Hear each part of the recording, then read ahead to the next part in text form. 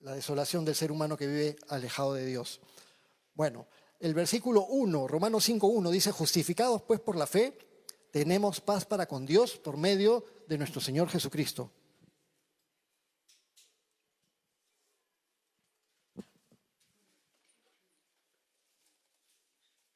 Y ya hemos estado hablando de las semanas anteriores acerca de lo que significa ser justificados por fe delante de Dios.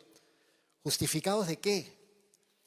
Todos los seres humanos han pecado y frente a un Dios que es tan santo, santo, santo, santo, nadie se podría presentar como delante de Dios diciéndole: Señor, yo soy justo, porque todos tenemos cosas que nos hacen imperfectos, nos hacen sucios frente a un Dios tan santo, tan puro.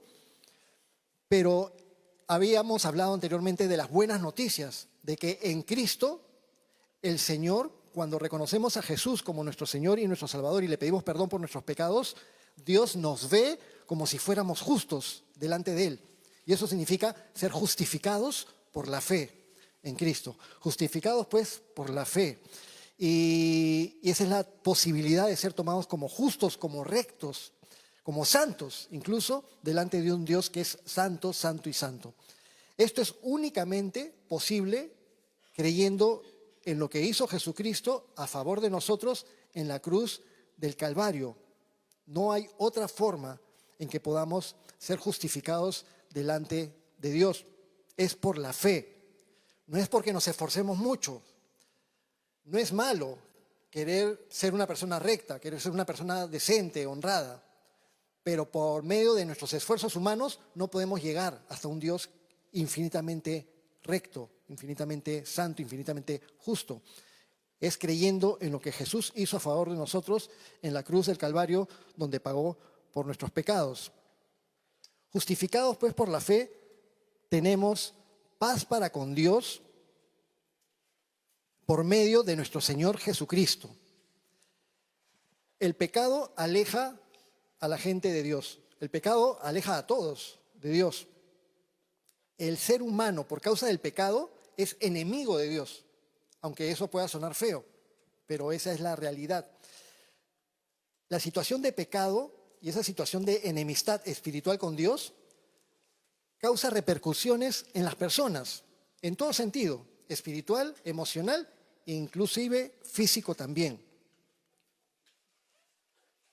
Cuando entró el pecado a la humanidad, entró las enfermedades, entró la muerte, entraron las injusticias, entraron todas las diferentes cosas horribles que vemos en nuestro mundo y en la sociedad, pero también incluso hasta la muerte física es causada por el pecado de la humanidad, por el pecado original. La situación de enemistad espiritual con Dios nos afecta. Y el ser humano ha sido creado, todos nosotros hemos sido creados para estar cerca de Dios, para estar en comunión con Dios. Y nadie puede experimentar un bienestar pleno si es que no se encuentra cerca de Dios, si es que nos encontramos apartados de Dios. Y la única manera de acercarnos a Dios y tener paz con Él es por medio del arrepentimiento, de reconocer que hemos pecado, que le hemos fallado a Dios y reconocer que su Hijo Jesús pagó por nuestros pecados porque nosotros mismos no podemos ser capaces de pagar por nuestros propios pecados. Nos quedamos cortos, pero Jesucristo es el Cordero de Dios, santo, puro, sin mancha, el Cordero de Dios que quita el pecado del mundo. Entonces, por la fe en Jesucristo se pide perdón, se es perdonado, se es limpiado, se es salvado, se es regenerado. Y cuando uno, por medio de la fe en Jesucristo, nace nuevamente de manera espiritual, ahí es que recién puede tener paz para con Dios. Y cuando tienes paz para con Dios porque has sido perdonado, eso produce gozo y produce paz. Y cuando estás en paz con Dios, entonces recién puedes empezar a experimentar una verdadera paz con respecto a los demás. ¿Se imaginan cómo sería nuestra sociedad si todas las personas se arrepintieran de sus pecados y le entregaran su vida a Cristo y estuvieran en comunión con Dios? ¿Cómo sería nuestro mundo? ¿Cómo sería la gente que nos rodea? Estaríamos teniendo que cuidarnos de que nos quieren estafar, de que nos quieren asesinar, de que nos quieran secuestrar, de que nos quieran cobrar cupos. No tendríamos que estarnos preocupando porque todos serían personas temerosas de Dios y arrepentidas, pero no todos se arrepienten de sus pecados, no todos están en comunión con Dios, no todos están en paz, ni con Dios ni con el prójimo. Pero además de eso, también para poder tener paz con nosotros mismos, para tener una situación de tranquilidad y sosiego, porque yo creo que todos queremos experimentar tranquilidad aún cuando sabemos que experimentamos muchas cosas difíciles. Y eso es únicamente posible cuando estamos en comunión con Dios, en paz con Dios por medio de nuestro Señor Jesucristo. Versículo 2, por quien también tenemos entrada por la fe a esta gracia en la cual estamos firmes y nos gloriamos en la esperanza de la gloria de Dios. Gracia, por quien también tenemos entrada por la fe a esta gracia en la cual estamos firmes. Gracia, ya lo sabemos casi todos, la gracia es un regalo inmerecido de parte de Dios. Es algo que Dios nos da porque Él quiere dárnoslo, porque Él es bueno. No es algo que nosotros podamos merecer. Y nos regala la salvación y la vida eterna. Y el hecho de depositar nuestra fe en Jesucristo, y reconocerlo como el Cristo, el Hijo del Dios viviente, eso permite que nosotros tengamos acceso a ese regalo gratuito de parte de Dios. Y como no depende de ningún esfuerzo humano, sino que depende de lo que Dios ha hecho, porque Él es bueno y porque ha querido favorecernos con su regalo, entonces la gracia produce estabilidad, produce firmeza. Porque si dependiera de nosotros mismos, no tendríamos certeza ni seguridad, porque los seres humanos somos inestables, somos volubles, pero Dios es firme. Y como Él nos regala su gracia tan solo por fe, eso nos da estabilidad. Y nos gloriamos, lo que es subrayado o resaltado en amarillo, nos gloriamos en la esperanza de la gloria de Dios. Nos gloriamos, ¿en qué nos podemos gloriar? Otra traducción para la palabra griega que es traducida como gloriarse sería regocijarse. No nos podemos regocijar si cumplimos con buenas obras o con mandamientos para estar bien para con Dios, porque siempre le vamos a terminar fallando. Pero las personas que se esfuerzan mucho para cumplir mandamientos, para cumplir ordenanzas, para cumplir religiones, para tratar de justificarse delante de Dios, van a terminar siendo como el fariseo de la parábola que ya hemos citado en 2 oportunidades anteriormente, que va al templo y dice, gracias Dios mío que no soy como este. Yo sí doy mis diezmos, yo sí oro 3 veces al día, yo hago todas estas cosas para ti. Señor, te ganaste conmigo. Y ese tipo de soberbia Dios no la puede aceptar, ese tipo de vanagloria. Por eso Pablo ya nos dejó bien en claro que una de las razones para que Dios haya establecido que la salvación es por medio de la fe y no por obras, es para que quede fuera toda posibilidad de que el ser humano se jacte de haber logrado algo a favor de Dios y por lo tanto Dios me debe un lugar en el reino de los cielos. Dios no le debe nada a nadie. Nos da un lugar en el reino de los cielos porque es bueno, porque nos ama y eso es gratuito por medio de la fe. De tal manera que queda fuera toda posible jactancia humana porque nadie se puede enorgullecer de haber llegado al cielo gracias a sus propios esfuerzos. Pero lo que sí produce válidamente el haber recibido la salvación por gracia por medio de la fe, si es válido, gloriarse, regocijarse de esta seguridad que tenemos de la promesa de Dios, de gozar un día de su gloria, de que ya estamos gozando de su gloria y que un día la vamos a gozar ahí mismo en su presencia. Y no solo esto, versículo 3, y no solo esto, sino que también nos gloriamos en las tribulaciones. Y acá entra esto que nos puede sonar un poco contradictorio, porque primeramente nos gloriamos en que Dios nos haya dado su gracia para que podamos tener seguridad en la promesa de pasar la eternidad gozando de su gloria. En eso nos podemos gloriar, nos podemos regocijar. Pero Pablo dice que también nos gloriamos en las tribulaciones. ¿Qué entendemos por tribulaciones? Cualquier tipo de circunstancia muy difícil que tengamos que atravesar. ¿Pasar por tribulaciones es agradable?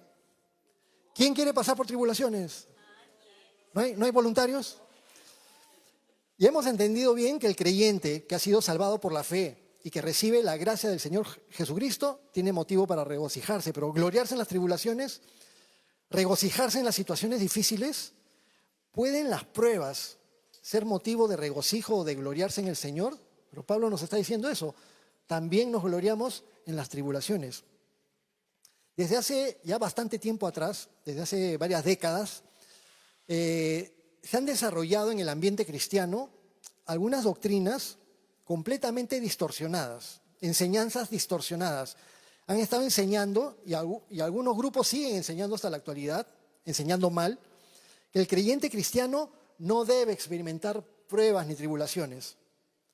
Por ejemplo, ya están viendo ahí la imagen, pero han habido muchas iglesias cristianas, también iglesias pseudo cristianas y sectas que han estado en el movimiento de la prosperidad. Me imagino que muchos han escuchado acerca del movimiento de la prosperidad, que enseña erróneamente también el movimiento de la confesión positiva. Pero especialmente el movimiento de la prosperidad enseña erróneamente que la voluntad de Dios es que todos los creyentes vivan siempre en salud, en riqueza y en éxito, sin ningún sufrimiento. Pero eso suena a un tipo de superstición, porque la gente, ¿qué busca cuando van a visitar a los brujos? Salud, dinero, amor, suerte, etc. El evangelio de la prosperidad es un evangelio materialista, porque se enfocan en el bienestar físico, se enfocan en los bienes materiales, se enfocan en el éxito, que es la fama delante de los demás. Una secta típica que desarrolló este tipo de filosofía es la... Ustedes han oído hablar, ¿no? Pare de mentir. Pare de sufrir. Engañando a miles de incautos que caen en sus redes. Porque ¿quién no está con situaciones difíciles, ansiando encontrar algún tipo de solución? Van caminando por las calles y en diferentes distritos van a encontrar por ahí algún localcito con su letrerito, pare de sufrir. Y dicen, ven acá y vamos a solucionar tus problemas, vamos a orar por ti, y etcétera, etcétera. Cuando ya estás adentro, te dicen que se van a terminar tus deudas, que vas a tener dinero y prosperidad, que vas a mejorar en la cantidad de bienes que vas a tener, que va a salir fuera todo problema de salud, siempre y cuando ores con ellos, pero para que oren ellos contigo, obviamente tú también tienes que poner de tu parte y tienes que dar un paso de fe dando, contribuyendo, haciendo tu aporte. Entonces, si tienes una fe suficiente, vas a dar un buen aporte y por lo tanto vas a recibir lo que anhelas. Muchas veces estos grupos hacen uso del fetichismo. ¿Qué es el fetichismo? Es atribuir propiedades milagrosas a objetos. Entonces, yo voy a orar por el control bendecido. Y cada uno que toque el control bendecido se va a ir con su bendición a su casa. Y yo voy a apretar aquel botón del control bendecido, recibe. Es atribuir, vamos a orar por el control, para que después aplicarles el control bendecido a cada uno. Estoy dando un ejemplo que parece ridículo, pero es parecido a las cosas que ofrecen. Ofrecen la rosa bendecida para que te la lleves a tu casa. También te dicen que traigan sus almohadas para orar por sus almohadas, para que cuando vayan a su casa duerman sobre sus almohadas y reciban bendición. Etcétera, etcétera, etcétera. Y todas estas cosas dicen que son puntos de contacto para desencadenar la fe del usuario, confundiendo a la gente por causa de esas enseñanzas que sí son ciertas en la Biblia. La mujer que tocó el manto de Jesús y quedó sana por la fe en Jesús, no por la fe en el manto. Bueno, muy contrariamente a lo que enseñan los grupos religiosos de la prosperidad o de la confesión positiva, la palabra de Dios sí enseña que el cliente, iba a decir, que el creyente cristiano, acá son clientes, el creyente cristiano experimenta tribulaciones. El creyente cristiano experimenta situaciones difíciles y puede atravesar por pruebas muy duras y sufrimientos, incluso hasta llegar a la muerte física, porque todos físicamente también vamos a fallecer. Hay muchos ejemplos bíblicos, pero también hay muchos ejemplos de la vida real.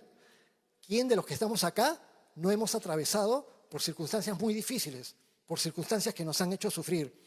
En la Biblia, nuestro mismo Señor Jesucristo.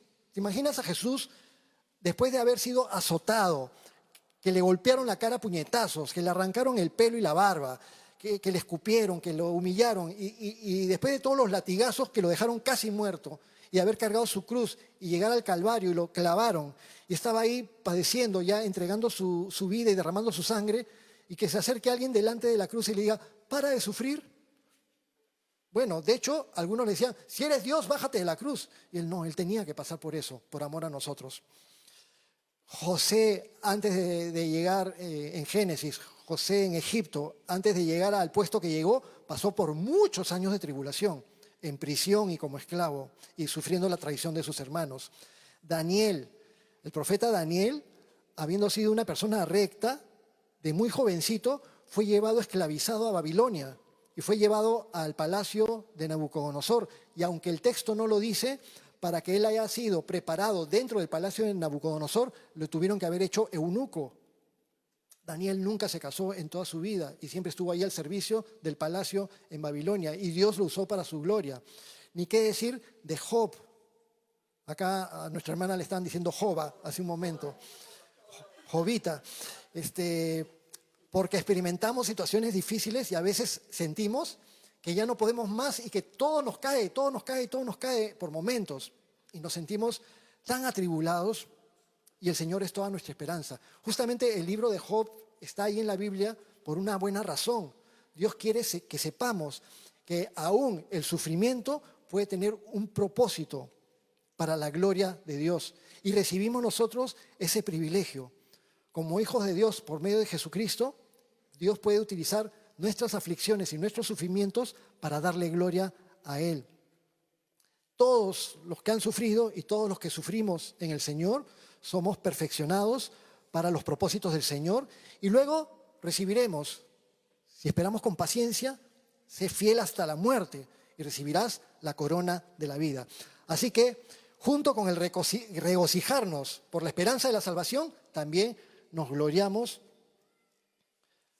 No solo esto, sino que nos gloriamos en las tribulaciones, sabiendo que la tribulación produce paciencia, y la paciencia prueba, y la prueba esperanza. Así que la tribulación como que inicia una especie de secuencia que para el creyente termina nuevamente en esperanza. Empiezas en tribulación y terminas nuevamente en esperanza. Comienza con atravesar por alguna circunstancia muy difícil que se tiene que soportar por un tiempo, la tribulación, o ante la cual de repente solo cabe la resignación, porque hay veces que decimos, Señor, ya no sé qué hacer, ya no sé qué más hacer. Oro continuamente, le pido a mis hermanos que oren, he ido acá, he ido allá y ya no tengo solución, ya no sé qué hacer. Y solamente te queda llorar y quedarte en silencio esperando en el Señor. Tengo como una especie de cuadrito. La palabra tribulación, klipsis en griego, significa presión, dificultad, sufrimiento. Y es que cuando uno está atravesando una circunstancia muy difícil, es como si tuvieras algo que te aplasta. Y como creyentes cristianos, muchas veces vamos a estar sometidos a diferentes tipos de circunstancias que son así. Pero dice que la tribulación produce paciencia. La palabra para paciencia, hipomoné en griego, también puede significar perseverancia en otros contextos. Pero paciencia literalmente, la palabra griega significa permanecer debajo, como alguien que soporta un gran peso, resistiendo la presión sin huir, sin evadir esa presión. No es agradable, nadie quiere estar en circunstancias difíciles, pero a veces hay tiempos en que no podemos hacer otra cosa porque nos toca vivir esa circunstancia difícil. Este término, paciencia, también habla de perseverancia, y la paciencia produce prueba. La palabra prueba, el griego dokimé, es el resultado de haber pasado por un examen y haber aprobado. En este caso, la palabra dokimé o prueba no es el sinónimo de tribulación, es una palabra diferente. Yo paso por pruebas, paso por tribulaciones, pero acá es pasar por prueba en el sentido de pasar un examen, y pasar el examen y ser aprobado. Significa un carácter que es aprobado después de haber sido probado. Suena redundante, ¿no? Pero son palabras que riman. Aprobado después de haber sido probado. Como el metal que es purificado en fuego, como el oro que es refinado en el horno. Si el oro pudiera gritar, gritaría, porque es pasado por el horno, pero luego sale el oro puro y refinado, que es tan valioso. Y así obra Dios en nuestras vidas, a través del sufrimiento nos pule, nos purifica. Y la prueba produce esperanza. La palabra esperanza es la palabra griega elpis, que significa esperanza, pero no una mera esperanza como quien dice, ojalá pues, sino una esperanza con una expectativa confiada, con confianza en lo que viene. No es un deseo incierto, sino es una expectativa firme. Ese tipo de esperanza es la que el Señor nos da cuando permite, como creyentes, que pasemos por tribulaciones. Comienza con la tribulación, que es algo doloroso, aparentemente negativo, pero que produce paciencia, porque aprendemos a resistir y aprendemos a depender de Dios. En los momentos más difíciles es cuando se nos acaban los recursos y al final decimos, Señor, tú eres todo lo que me queda. No tengo a quién más recurrir. Y de esta manera se forma el carácter probado. Nuestra fe se purifica y cuando la fe es puesta en prueba, también se demuestra que es una fe auténtica. Qué fácil es tener mucha fe cuando todo va bien. Cuando todo es prosperidad, cuando todo es salud, cuando todo es dinero, cuando todo es jiji, jaja en la vida. Entonces, yo tengo una gran fe. Pero necesitamos ser probados en los momentos más difíciles, en los momentos donde en medio de una gran dificultad se prueba la verdadera fe. Y eso finalmente desemboca en esperanza, un gozo con la mirada apuntando hacia la gloria de Dios, sabiendo lo que el Señor nos ha prometido. Y Él ha dicho que toda lágrima será enjugada, que se acabará todo dolor, se acabará la muerte, se acabarán las enfermedades y nunca más tendremos que padecer esas cosas cuando el Señor venga por nosotros y nos dé nuestros cuerpos glorificados. Así que el sufrimiento que parecía no tener sentido, cuando eres creyente en Jesucristo, se convierte en el camino hacia un gozo más profundo y hacia una seguridad o una esperanza más segura. Y así esa esperanza es producto de la aflicción. Pero la esperanza, que es producto de la aflicción, después de todo de lo que puedo haber pasado o experimentado, la esperanza no avergüenza. Quizás uno cuando pasa por una prueba muy difícil no quiere que nadie se entere, no quiere que nadie sepa, nos sentimos mal. Decimos, ¿cómo siendo creyente cristiano estoy pasando por esto? Sí, pues si tú eres creyente deberías estar mejor, no te debería haber pasado tal circunstancia, no te debería haber dado estas enfermedades, no deberías estar tan mal en esto, tan mal en lo otro. Pero no, en la tribulación pasamos por la prueba, es probada nuestra fe, estamos madurando y eso produce esperanza en nosotros y esa esperanza no avergüenza, porque el amor de Dios ha sido derramado en nuestros corazones por el Espíritu Santo que nos fue dado. Pablo, más adelante lo vamos a ver en Romanos, citando la profecía de Isaías con respecto a que Jesús es la roca sólida de nuestra salvación, dice que todo aquel que en Él creyere no será avergonzado. Todo el que ponga su confianza y su esperanza en Jesucristo no va a ser avergonzado. Es una esperanza que no avergüenza. Así que cuando un creyente está pasando por alguna prueba muy difícil, muy fuerte, entonces no tiene de qué avergonzarse. Habremos experimentado entre nosotros, nuestros hermanos que están en sus casas, nuestros hermanos en la fe, muchos tipos de circunstancias muy difíciles. La muerte de un ser querido, de repente muy cercano, o estar experimentando uno mismo, de repente una enfermedad terminal, o quedarse sin trabajo, o tantas y tantas otras cosas que podemos experimentar. Y no debemos avergonzarnos de ello, porque nos damos cuenta que en medio de la prueba estamos en las manos de un Dios que tiene absoluto control sobre todas las circunstancias. Nada se le escapa de las manos a Dios. Y su obra en nuestras vidas es una muestra de su amor. Dios nos ama. ¿Cómo me puede Dios amar si estoy pasando por todas estas cosas? Dios te ama infinitamente porque te está puliendo para hacerte mejor, para su gloria. Y pronto la prueba va a pasar. Su obra en nuestras vidas es una muestra de su amor porque Él siempre, también lo vamos a ver en Romanos, Él siempre lleva todo para bien. La situación dolorosa más grande que alguien pueda haber experimentado en toda la existencia de la humanidad, la ha pasado Jesús. Y fue el sufrimiento de nuestro Señor Jesucristo, el más grande que se haya podido dar, fue por amor a nosotros, a cada uno de nosotros. Porque Cristo, cuando aún éramos débiles, a su tiempo murió por los impíos. Dice que Jesús murió a su tiempo por los impíos. ¿Quiénes son los impíos? A veces en la versión Reina Valera tenemos algunas palabras del español clásico y algunas las entendemos, con otras palabras nos culturizamos porque a veces no son palabras del lenguaje cotidiano, de lo que hablamos normalmente todos los días. Y aparte nosotros no estamos en la calle o conversando con una persona y decimos, oye, esta persona qué impío que es, ¿no? O qué impía que es. No solemos usar ya ese lenguaje. Pero impío es alguien completamente separado de Dios. No santo.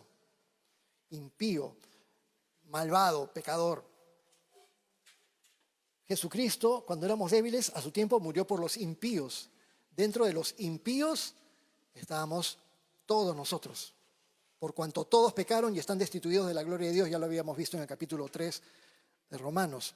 Recordemos eso, que todos han pecado, todo ser humano ha pecado, de manera que cuando Cristo murió por los impíos, recordamos que Cristo murió por toda la humanidad. ¿Por quién murió Cristo? Por todos los seres humanos. Hay un grupo dentro del cristianismo que enseña que Jesucristo solo murió por los que se salvan, pero que no murió por los que no se salvan. ¿Será cierto eso? No, Jesús murió por todos, pero no todos se arrepienten de sus pecados y no todos aceptan el regalo de la salvación.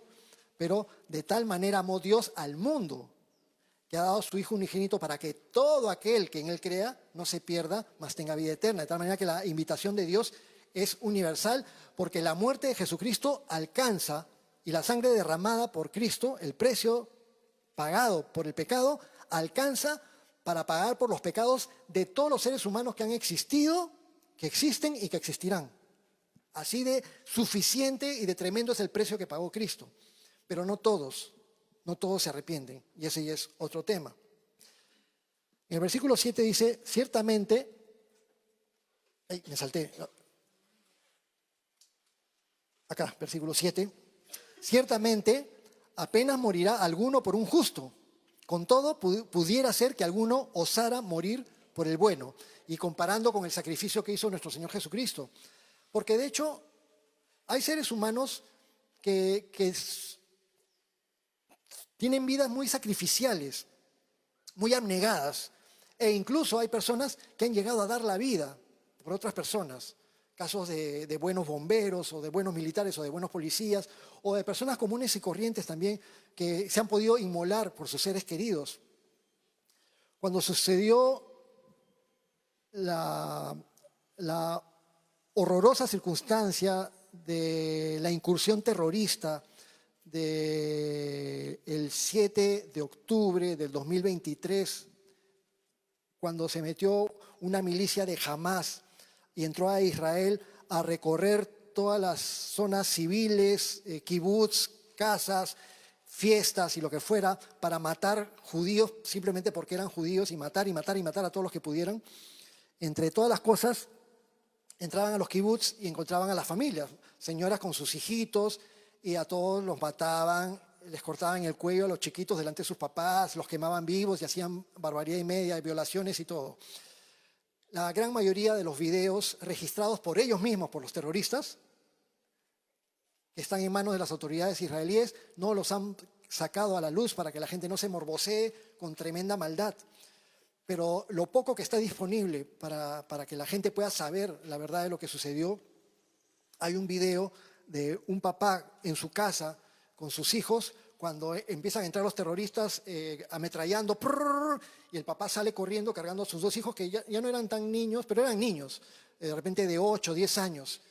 Sale corriendo con ellos, los carga, atraviesa la sala y en la sala había una puertita que conducía a un refugio que suelen tener en las casas de Israel, refugios antibombas.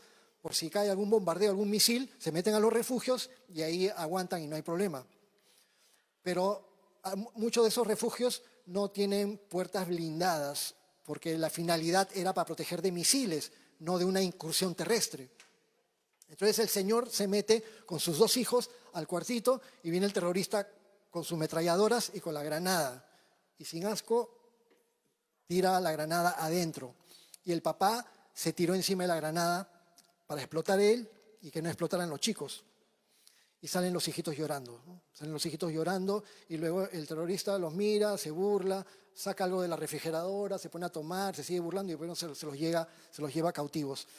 Y creo que no estuvieron entre los sobrevivientes de los rehenes posteriormente. Hay gente que se inmola por sus seres queridos. Pero no hay nadie que entregue su vida por un asesino. ¿Darías tú tu vida por ese terrorista de Hamás que acabo de mencionar, que le tiró la granada al papá con los chiquitos? ¿Darías tu vida por alguien despreciable, por un violador, un asesino convicto? ¿Darías tu vida por él? Pero Cristo, cuando aún éramos débiles, a su tiempo murió por los impíos. Ciertamente apenas morirá alguno por un justo, con todo pudiera ser que alguno osara morir por el bueno. Mas Dios muestra, versículo 8, mas Dios muestra su amor para con nosotros en que siendo aún pecadores, Cristo murió por nosotros. Había mencionado que cuando Jesucristo murió en la cruz, murió por los pecados de toda la humanidad, por todos los seres humanos, por los más perversos, por las circunstancias más horribles. Nuestro pecado también es horrible delante de la presencia de Dios. La única diferencia es que nos hemos arrepentido y Dios nos ha perdonado y nos ha limpiado. Pero nuestro pecado también era horrible delante de la presencia de Dios. Y Jesucristo, el santo ser que vino a la tierra, que nació sin pecado y que vivió sin pecado una vida perfecta, de pronto en la cruz del Calvario tenía todas las cochinadas encima de todos los seres humanos. Todas las violaciones, todos los asesinatos, todos los robos, todas las estafas, todas las condiciones, todas las traiciones, todas las cosas más horribles que pueda cometer un ser humano, las cargó Jesús en ese momento y se hizo horrible, abominable ante su Padre. Y en ese momento fue que Jesucristo, en su desesperación, dijo: Dios mío, ¿por qué me has desamparado? Fue el único instante en todo el tiempo de la existencia eterna de Jesucristo, porque el Hijo es eterno junto con el Padre y con el Espíritu Santo, y en toda su existencia eterna, el único instante en que el Hijo está separado de Dios Padre.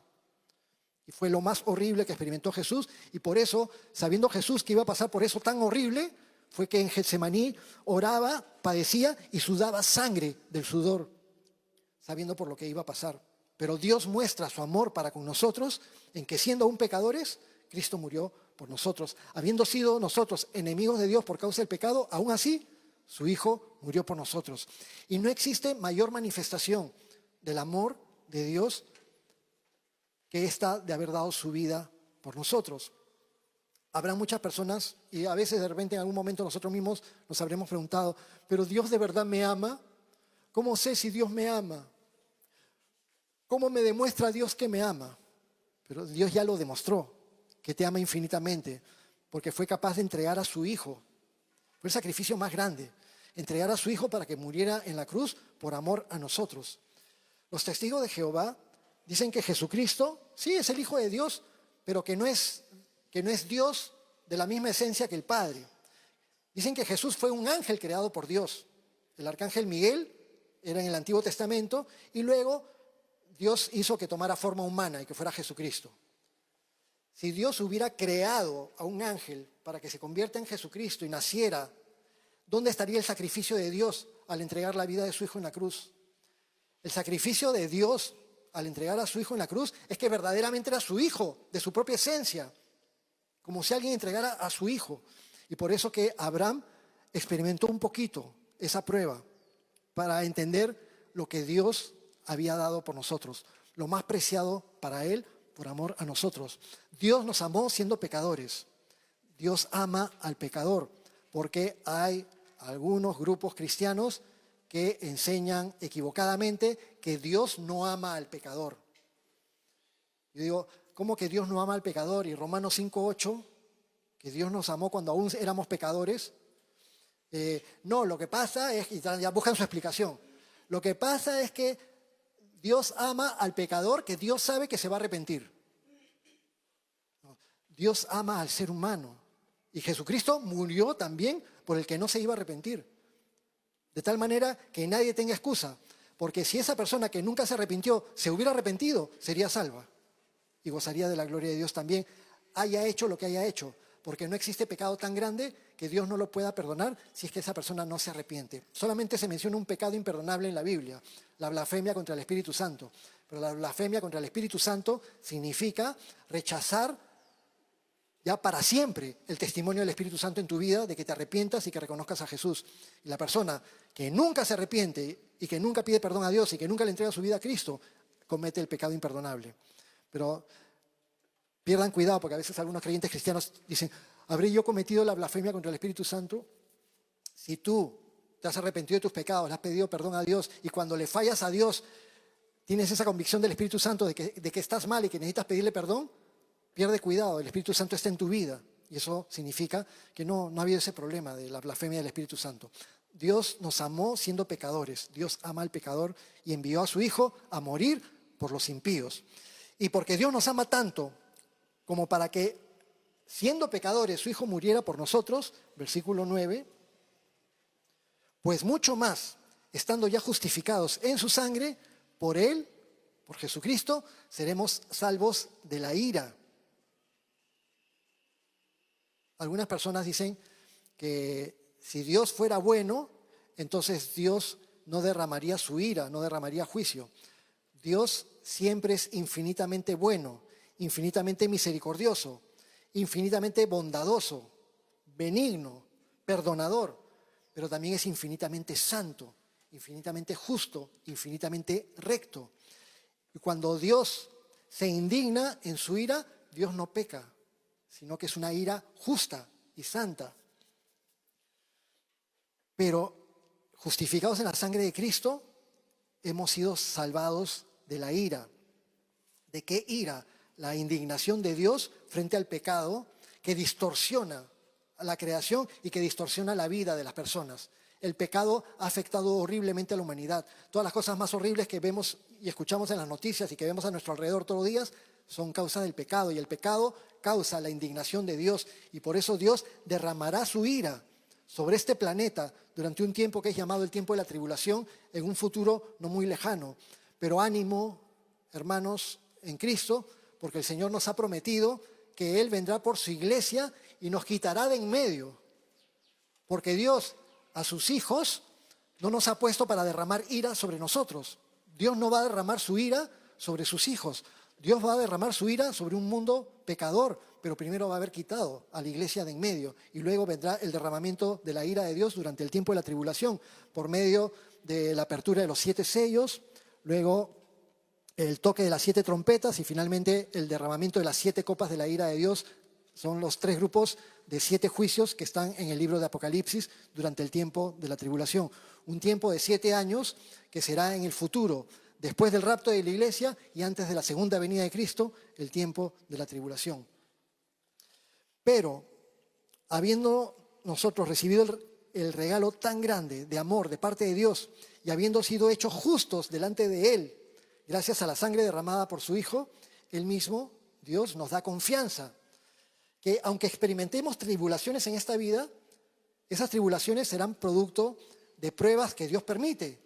Pero las tribulaciones que nosotros podemos estar experimentando no son producto de la ira de Dios sobre nuestras vidas. Es diferente a que alguien, incluso de repente un creyente, esté en pecado, no se arrepiente todavía y de repente sufre las consecuencias del pecado. Y eso a veces nos ha tocado experimentar también y nos lleva al arrepentimiento. Pero cuando pasamos por pruebas, las pruebas no son el descargo de la ira de Dios. Las pruebas son cosas que Dios permite en su amor para perfeccionarnos, para hacernos mejores, para que crezcamos y nos fortalezcamos en nuestra fe que nos une más a Él. Pero la ira de Dios se va a descargar sobre una humanidad pervertida que no se va a arrepentir. En el libro de Apocalipsis dice que a pesar de las plagas y de todos los juicios que caen, los seres humanos blasfeman más y no se quieren arrepentir y no se arrepienten. Entonces la ira de Dios va a ser derramada sobre toda la población de la tierra. Y finalmente, después de la tribulación, después de que venga Jesucristo por segunda vez y nosotros con Él, y después del reino de 1000 años sobre el planeta Tierra, va a haber un momento final. Después de los 1000 años del reino de Jesucristo, va a haber un momento final. En ese momento final se dará el juicio ante el gran trono blanco, donde Satanás y sus ángeles serán echados al lago de fuego y azufre, y donde todos aquellos cuyos nombres no estén escritos en el libro de la vida también serán echados al fuego, al lago de fuego junto a Satanás y sus ángeles, y recibirán la justa retribución, la ira de Dios. Pero el Señor nos ha librado de la ira. Por Él seremos salvos de la ira. Versículo 10. Porque si siendo enemigos fuimos reconciliados con Dios por la muerte de su Hijo, mucho más, estando reconciliados, seremos salvos por su vida. Jesús vino al mundo y murió, pero no solamente murió, sino que resucitó. Jesús está vivo. Nosotros no tenemos un Dios muerto. Nosotros no adoramos a un Dios muerto. Reconocemos y recordamos la crucifixión de nuestro Señor Jesucristo, porque fue un pago tan grande por nosotros. Pero nos gozamos en Cristo resucitado. Cristo vive, está a la diestra del Padre, y con su Espíritu Santo vive en cada uno de nosotros. Y el que está en nosotros es más grande que el que está en el mundo. Y ahora, porque Jesús está vivo, nos ha prometido que vamos a vivir para siempre con Él. Y no solo esto, sino que también nos gloriamos en Dios por el Señor nuestro Jesucristo, por quien hemos recibido ahora la reconciliación. Así que además de el regocijo que tenemos por haber sido justificados, ser hechos justos delante de un Dios santo, y el regocijo que también experimentaremos después de pasar por pruebas que nos harán más fuertes en nuestra fe, también nos vamos a gozar más aún por saber que Dios nos ama y que nos ha atraído hacia Él por medio de su Hijo, nuestro Señor Jesús. En resumen, hemos visto que, justificados por la fe, tenemos paz para con Dios mediante Jesucristo y la esperanza de su gloria. Las tribulaciones producen paciencia, carácter y esperanza porque el amor de Dios ha sido derramado en nuestros corazones por su Espíritu Santo. Y que Cristo murió por nosotros cuando aún éramos pecadores, demostrando el amor de Dios. Y gracias a su muerte somos reconciliados con Él, salvados de la ira, y podemos gloriarnos de Dios por medio de Cristo. Solo quedémonos recordando que el amor de Dios ha sido derramado en nuestros corazones.